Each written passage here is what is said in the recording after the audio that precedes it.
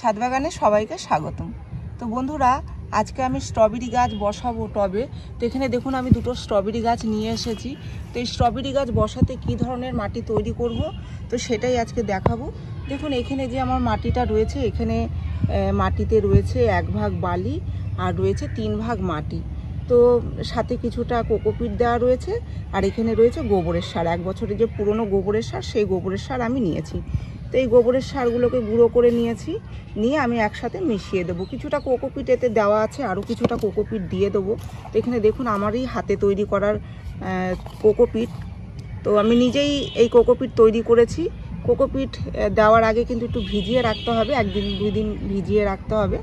তো তারপরে দিলে পরে ভালো হয় এই কোকোপিট। তো এইভাবেই আমি এটা মিশিয়ে নেব। আপনারা চাইলে সর্ষের খোলের গুঁড়োও দিতে পারেন, নিম খোলের গুঁড়োও দিতে পারেন, আবার ফাঙ্গিসাইড পাউডারও কিন্তু দিয়ে দিতে পারেন। তবে আমি ফাঙ্গিসাইড পাউডার এখন দেবো না, পরে জলের সাথে গুলে দেবো, এরকমই দিয়ে থাকি। কারণ আমার কাছে তো অনেক গাছ রয়েছে, আমি মাঝে মাঝেই ফাঙ্গিসাইড পাউডার দিই। তো একসাথে বালতিতে বেশি করে গুলে তারপরে প্রত্যেকটা গাছেই দিয়ে দিই। তো সেই কারণে আমি মাটির সাথে বেশিরভাগই ফাঙ্গিসাইড মিশাই না। এখানে দুটো টব নিয়ে নিয়েছি, এখানে দিয়ে দিচ্ছি এই যে একটা, যাই হোক একটা টব ভাঙার টুকরো এভাবে দিয়ে দিতে হবে জল নিকাশের জন্য।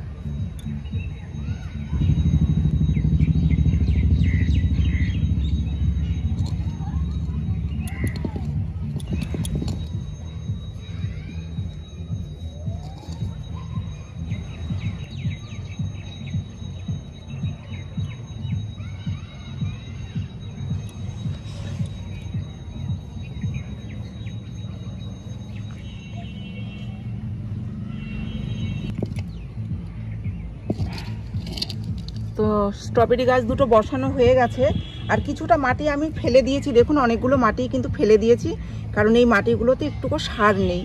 এই জন্য আমি মাটিগুলো ফেলে দিয়ে এই সারযুক্ত মাটিগুলোই আমি দিয়ে বসালাম গাছগুলোকে। এবার এতে জল দিয়ে দিতে হবে।